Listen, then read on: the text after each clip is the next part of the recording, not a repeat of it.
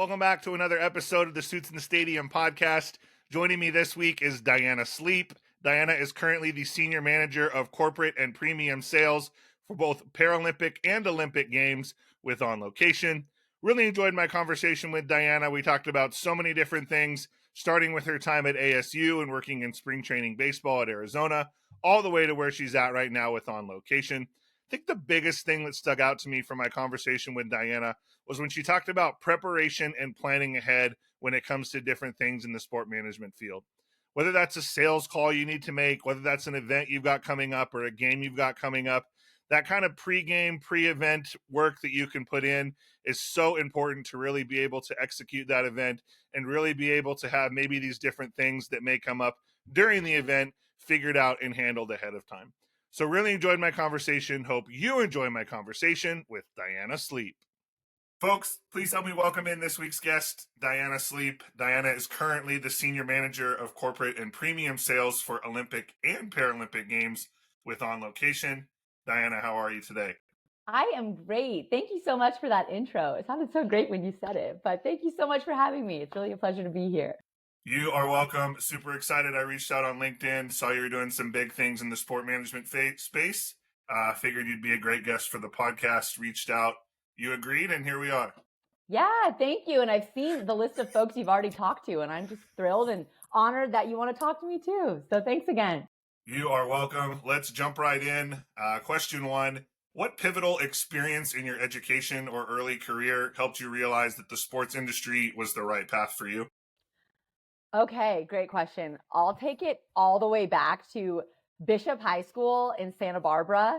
We had a daily TV show and I lucked out. I got to be a sports anchor and it was a lot of fun. And I realized, hey, I really like this. It's super fun to talk about sports. It was coming pretty naturally to me to that point about junior or senior year where I'm like, I think I might want to try to do this for my career or at least be involved in sports in some capacity. So thank you, BDTV in high school. But when I was in college as well, I was at Arizona State University. I kind of lucked out too. That's where half of the spring training teams, train, the Cactus League, if you will. So I was able to tap into that while I was in school at ASU. So that was super helpful too. But I'd say both of those kind of key pieces really helped me from an educational perspective, jumpstart my career in sports. Love it. Love it. I actually personally attended the Cactus League this past spring training. So where'd you go? Which ballpark did you hit? I hit a few. Started with the Reds. The Reds and Guardians share the same complex, so that was easy. That's out there. Yeah, actually, that's where I stayed. The city I stayed in. Nice. Did Salt River, where the Rockies and I forget who the other team is that's there. Rockies and Diamondbacks, I believe. Okay. Yeah. And then I want to say a couple more. Rangers. I did the Rangers as well. So nice.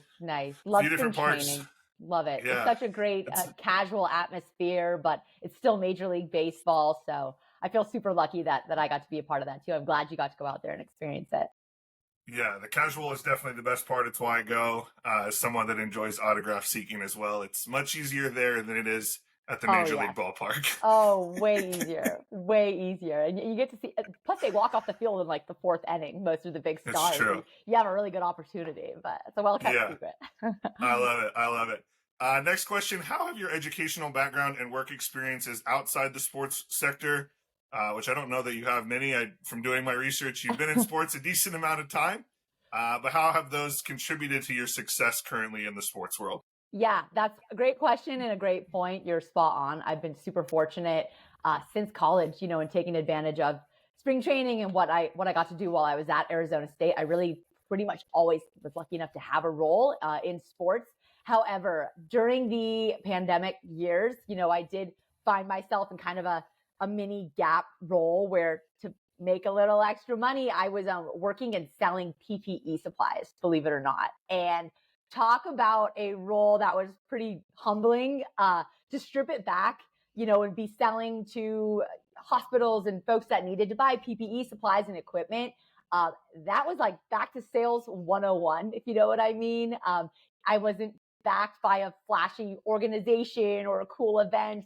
I wasn't the phone call people wanted to take, so that role challenged me to kind of hone back in on my sales skill set, that I had, been working on since I'm, 20 years old. So that was good for me. Kind of had to go back to the fundamentals and kind of was able to sharpen my skills. So when the sports, in the world of entertainment, live events turned back on, I had a little bit more experience on really having to grind and hit the phone. So I didn't love it at the time, but now I am pretty thankful to that kind of mini, 4 to 6 month opportunity where I really had to strip it back and go back to sales 101. So didn't love it, but glad I did it, COVID caused all of us to reach out to things we didn't necessarily want to do. 1,000%, but I'm glad I did it. Absolutely. Next question. Can you share a time when a challenging work situation taught you a valuable lesson that you still apply in your roles today? Oh, yes. There's probably a few that I could think of, but this one comes to mind. It was from one of my baseball roles in Texas. I used to be more on like the sponsorship fulfillment side. So we would book sponsors and groups, their hospitality piece, right? Their on-site kind of game day activation. They'd get tickets. Really important piece, right, of their partnership, because it was when they were actually there at the ballpark. Kind of had one of those classic communication scheduling issues where my group and another sponsorship or event group got booked same day, same place. Classic scheduling communication error. And I ended up having to be the one to contact my sponsor and say, hey, would you graciously select another date? We double booked you. And they were super nice about it. They took the new date. And of course, it was a large group, I think it was 100, 150 guests.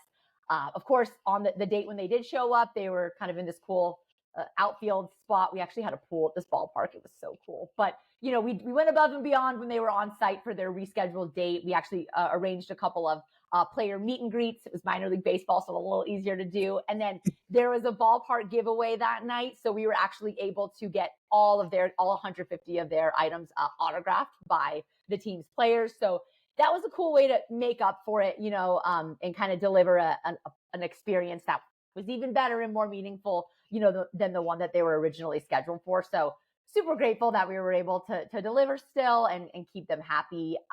But I think what I learned from that experience and the many mistakes I've made along the way is that, being detail oriented is really important. Slow down, check your work, check your emails. It can seem like a little detail, but scheduling 2 groups on the same day is actually it's a major problem. And what I've learned and what I've continued to try to do in my work as I continue on in my career is to slow down, double check my work, read my emails before I send them, and taking an extra beat to check your work and what you're doing is only going to cause you to avoid future issues. So I'd rather take a little longer to do something and do it right than rush through any project or item and make a mistake like booking 2 groups of 150 on the same day. So that would be my answer. But love it. Sounds like you recovered well though, and definitely made up for it with the group. And sounds like you, in Thanks, the end, Casey. made both groups happy. Thanks, Casey. Yeah, that makes me feel better. Thank you. In a dynamic field like sport management, how do you balance the need for innovative thinking with respecting established industry practices?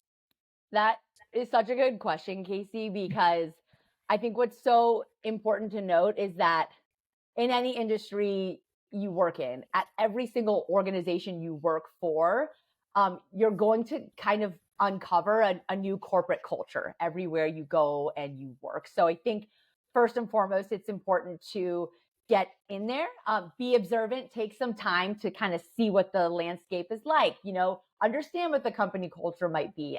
One organization might be super traditional, maybe family focused. They pride themselves on sticking to a calendar and doing the same traditions every year, and take note of that and respect that that's the way that things are done. Other organizations are fast paced and they jump on trends and they want to be the first ones on Twitter talking about something or an event or an issue or that sort of thing, and take note of that and make sure you register that early on. So take a beat, take a minute to observe what your environment is like. Second, in a fast-paced industry or in these different cultures that you're observing, it's important to also do the job that you are assigned to do first. Put yourself in a position to like be respected and listened to. How do you do that? You do your job and you do a really good job at it. So when the time comes for you to give insight, your 2 cents or share ideas, you've demonstrated that you can do the work. So of course we, Sure. want to listen to you and what you have to say. And we're super, excited to hear that you have an idea or some input here. And then two other things is a good organization will listen to you and what you have to say, and they'll value your input and your new ideas.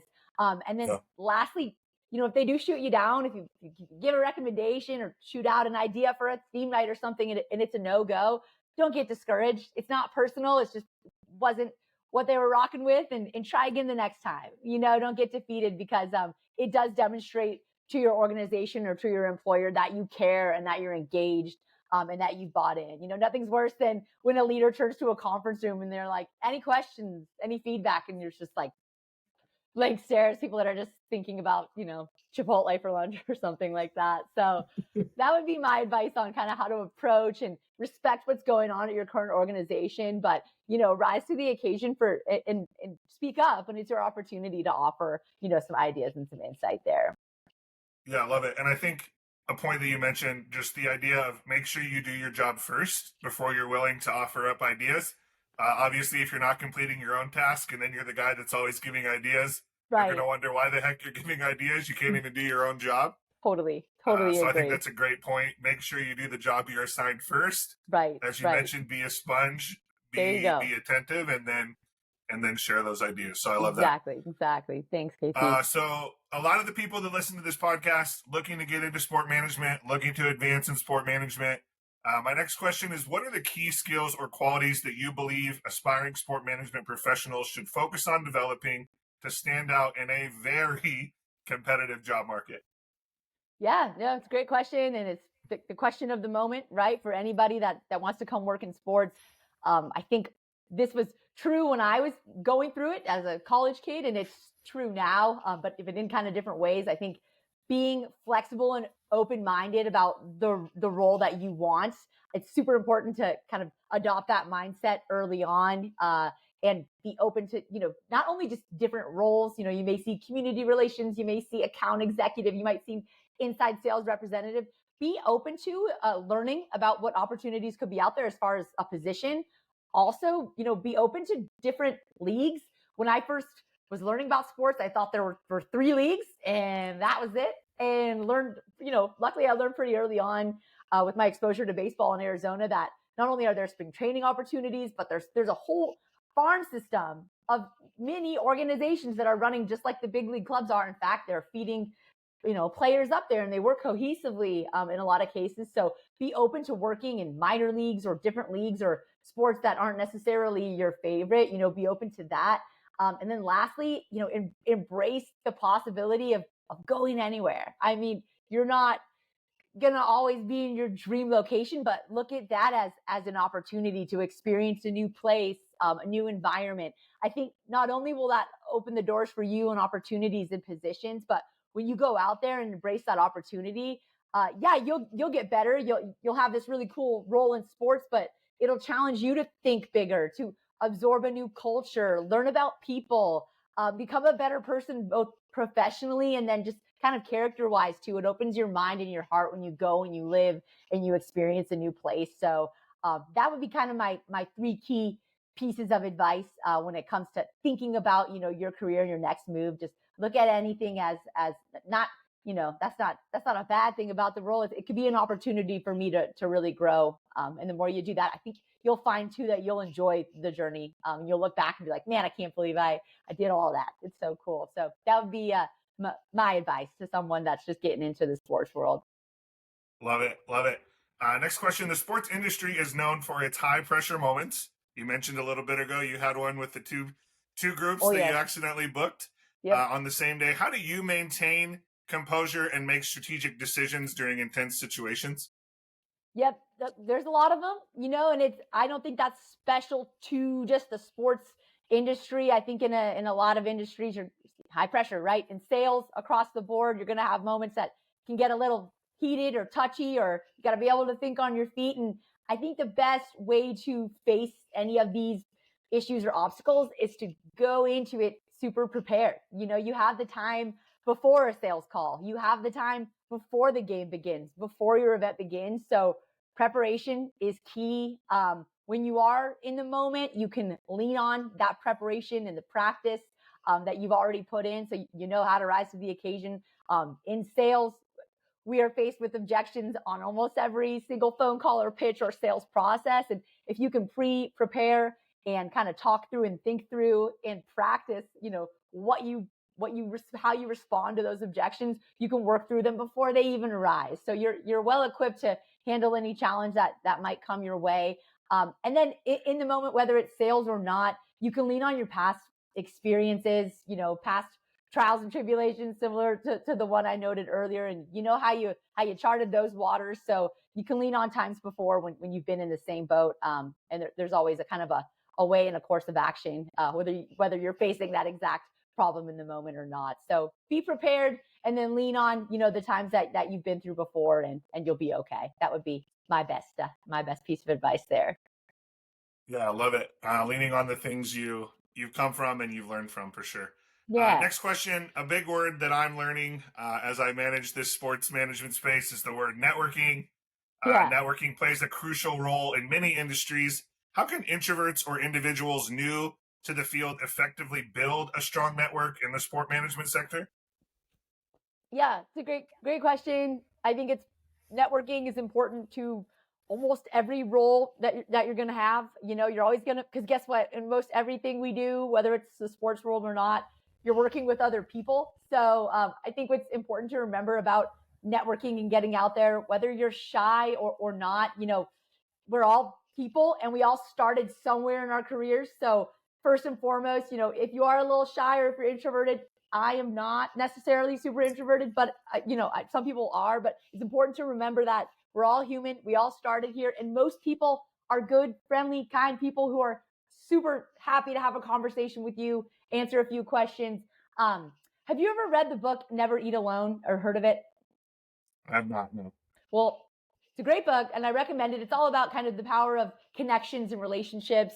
And I'm going to probably butcher this quote, but it's success is the people we meet and what we achieve together. So it's kind of saying that, it's not all about, what you can get out of somebody. It doesn't mean that whoever you meet is necessarily going to hire you, but connecting with each other, kind of like iron sharpens iron. And that's how we row the boat, essentially. So I've always kind of thought about that too in networking. It's not always, oh, I'm so nervous to go talk to so-and-so. I hope they hire me one day. Networking also can be the guy and the gal sitting to your left and to your right that are on your team. It's important to not only ask for advice from people that are, our bosses or whatnot, but our teammates that's networking too. We're helping each other and, leaning on each other to get through challenging situations. And it's not just about the boss or who's going to get you that next role. Your teammates are going to help you. And that's networking in itself too. So I always kind of like to offer that advice to people too. It's not just, the bosses or the folks that are presidents at other organizations. It's important that we network and help each other too. So that's kind of my 2 cents there. Yeah, love it. I had a guest in the first season that talked about horizontal networking. So like you mentioned, it's networking with the people next to you. Maybe they're in the same role as you, but with another team or another organization or another venue, whatever that location may be. But like you mentioned, it's not just up and down, but side to side as well. Horizontal networking. I'm adopting that one. That's good stuff, Casey, or whoever gave you that anecdote. That's good. Whoever said it, yeah. Yeah. Next question. What ethical considerations or challenges do sport management professionals face in an industry that's often driven by financial interests? Obviously, you working in sales probably deal with that more than a community relations role or something else. So just kind of curious your thoughts on that. Yeah, that's a really interesting question. And I think it's something that you'll find out pretty early on as you work in this industry or get exposure, whether you're an intern or even just your first role in sports. You will come to find quite quickly that a sports organization runs just like any other major, organization, financial institution. It is a business, and as exciting as the sports world can be, as flashy as our events are, and we have these star athletes and stuff that we're working with, at the end of the day, it is a business.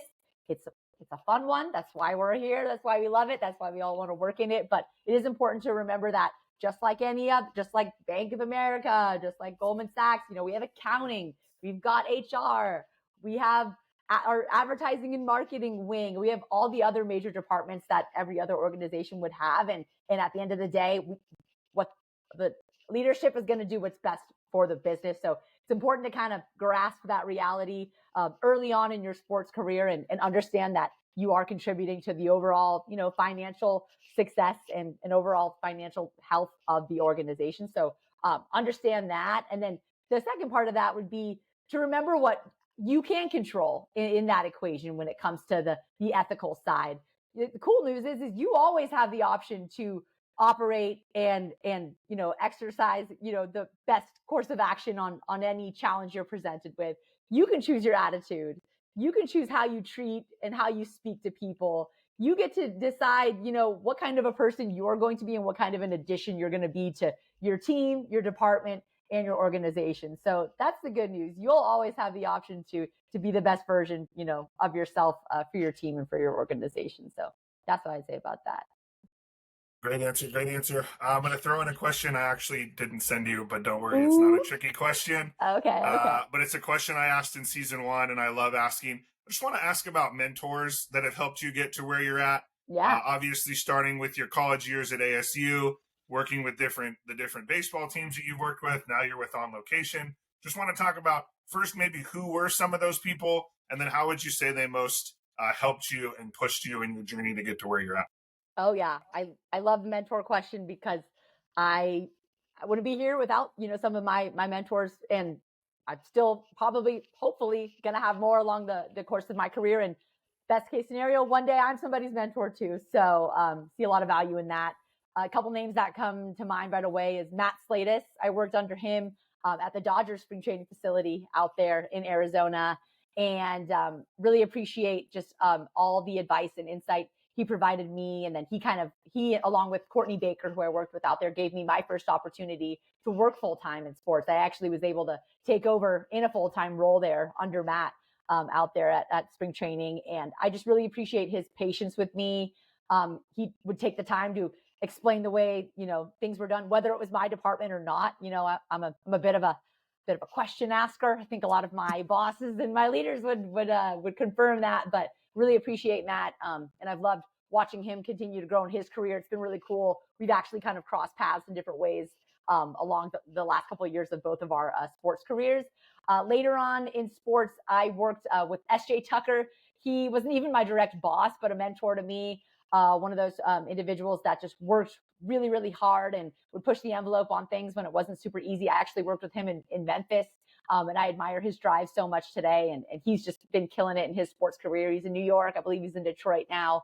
And then a few other that come to mind. And maybe my favorite of all is Ken Schramm. He was the president of the AA Houston Astros team in Corpus Christi, Texas. And what Ken taught me, maybe one of the most important pieces of my career and the reason I like to do what I do, is he taught me the importance of people and the relationships that you foster.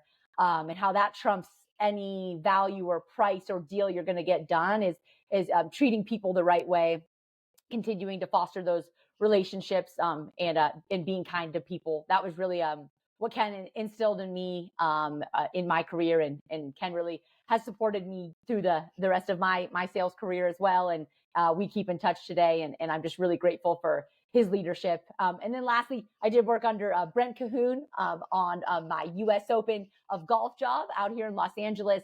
And what Brent taught me was he really led by example. He wasn't going to be a boss for us that was super metrics heavy or, wanted us to crank out a certain number of calls or touch points a day. But Brent would really show us the way and equipped us, with confidence and advice, and let us go and help us with anything that we would need along the way. And he kept that communication line open.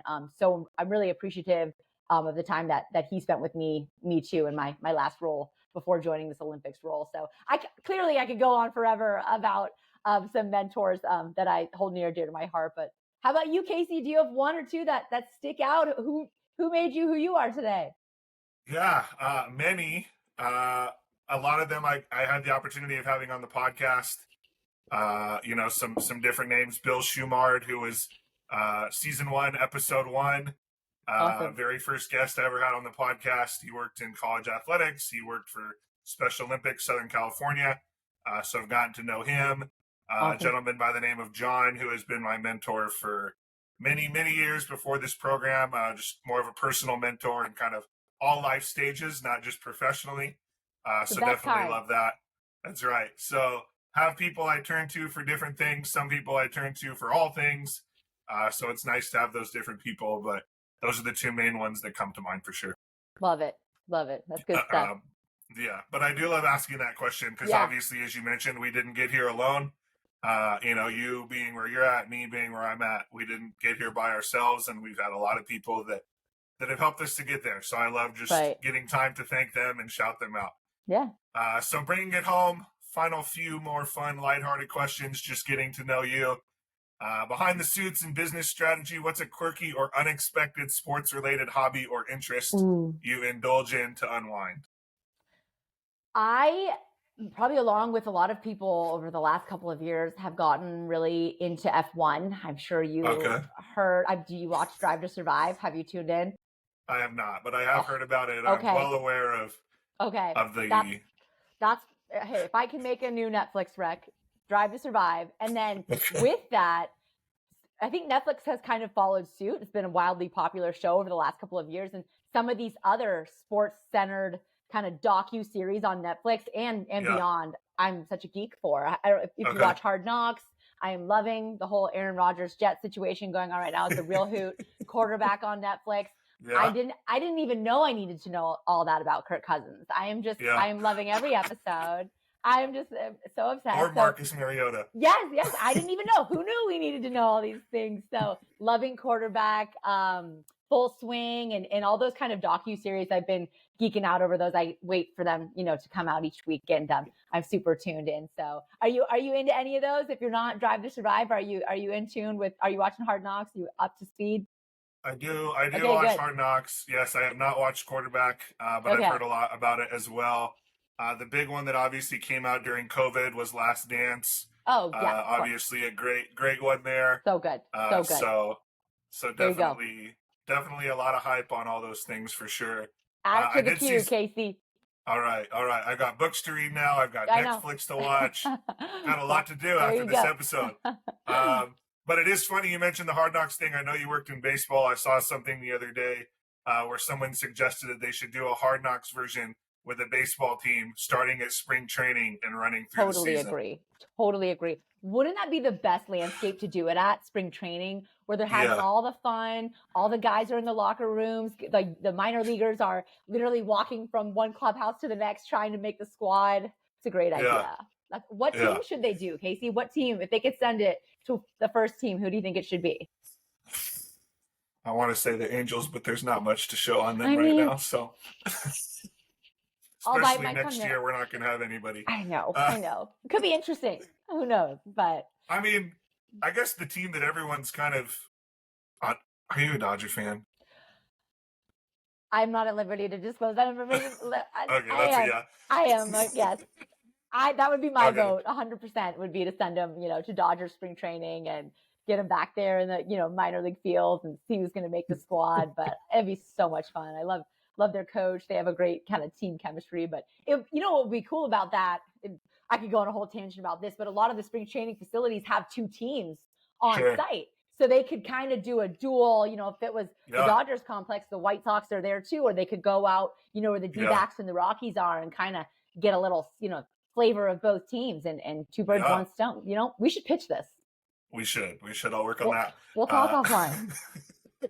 Once I graduate my master's program, maybe, then we'll get there. Sounds good. Next question. If you could switch roles with any athlete for a day, who would it be and why? So back to am I a Dodgers fan? I feel like Mookie Betts, because he, not only on the field, he's killing it. Obviously, you can't argue with that, no matter what team you root for. He's so good. He's poised. He's a leader without being, too in your face or loud or obnoxious. And third, he just looks like he's having so much fun. So I appreciate that he can do all three of those things at once. Would love to be him for the day and just play and be amazing at, my sport, but also enjoy myself. I also, he's interesting. He's from Nashville. He lives out here. He lives there. I know he's like a super avid bowler. So, if I were him or I could shadow him for the day, I'd be like, when we wrap up here at Dodger Stadium, let's go hit the lanes. So I just think that would be so cool. How about you? You have somebody who you'd pick? Yeah. So I'm a Chargers fan. Okay. So Justin Herbert would be my pick. That's a good one. First off, he just got the big bag. So that would obviously be nice. True. You guys are going to the 260 steakhouse. over 5 years. So not bad. That would be nice. Obviously the leader of that team, there's a lot of hype around that team coming into this season. Totally. Especially after our very bad downfall in round 1 of the playoffs last year. So would love to be him. That would be cool. That's a good pick. I like him. Thank you. 2 more questions to go. Next one, sports often brings people together and creates unforgettable moments. Can you share a personal sports memory that left a lasting impact on you? Absolutely. There's a lot of them. Aren't we lucky, that we get to go to all these amazing events? I was fortunate enough to be at Game 6 of the World Series in 2017, Astros Dodgers at Dodger Stadium. Thank you, Astros organization, for giving me the chance to be there for that. I got to take my dad. He's, he played baseball. He played in college and stuff at UC Santa Barbara, actually.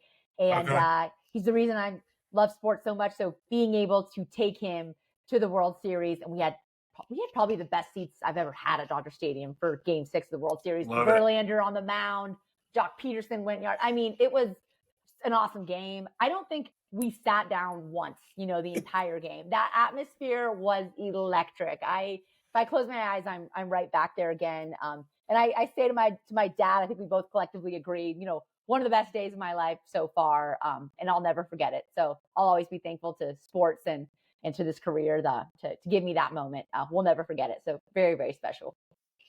Fantastic. Last question. Imagine you're assembling a dream team of athletes from different sports for a unique exhibition event. What athletes would you choose, and what's the concept of the event? Am I allowed to have 2? Yeah. Okay. It's your episode. Have as many as you want. Ooh, how much time you got? Okay. Yeah. One that would be a little more silly would be, if you're familiar with, either the British Bake Off or some of these cooking shows where, it's really heated. I kind of feel like cooking and baking is like the great equalizer, right? Like you get a cookbook, you get the ingredients and the instructions, but that's about it. It doesn't matter, if you're Tom Brady, like, can you cook a souffle? So I would love to see like the British baking show with some of sports kind of punchier players and some that would bring some really fun personality, to the kitchen, like maybe Travis Kelce, maybe like Pete Alonso, maybe, I don't know, maybe like Simone Biles. I feel like she would really be in the zone. Maybe you throw Steph Curry back there, and everybody has to, they all have to cook the same, either souffle, maybe we go mousse. If you're familiar with the British Bake Off, Mr. Hollywood, Paul Hollywood's like a really intense, judge. So everybody would have to cook the same thing, and they would not take it easy on anybody. I would love to see kind of these punchy athletes rise to the occasion and make a delicacy. So that would be one. You think people would be into that kind of like British Bake Off take with some really, compelling athletes? I wonder how they would do. I would tune in, but. Yeah, I think they'd struggle, but I think the fans of the athlete individually, maybe they wouldn't be interested in seeing them cook. But obviously, if you're anything Steph Curry does or anything Travis Kelce does or, Polar Bear Pete Alonso, like people are going to tune in. Exactly. You nailed it. And maybe it's about who you pick.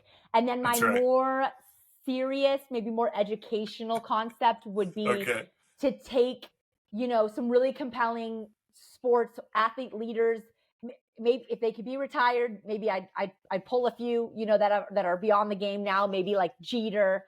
And of course I'd bring Tom Brady, maybe Aaron Rodgers, and maybe like, maybe Lindsey Vonn. And here I would take these really kind of, established leaders, in their sport. And I'm kind of, I like to read. So I would love to combine these athletes have them kind of form this ultra book club, if you will, where everybody reads the same book and they come together to talk about, like you would at any other book club, but to dish comments and ideas and questions out. And then the second part of it would be we as fans could also read the book, kind of tune in live. Maybe there could be some kind of a live component where we can ask compelling questions, where we can go, hey, hey, Tom, we're all close with Tom Brady.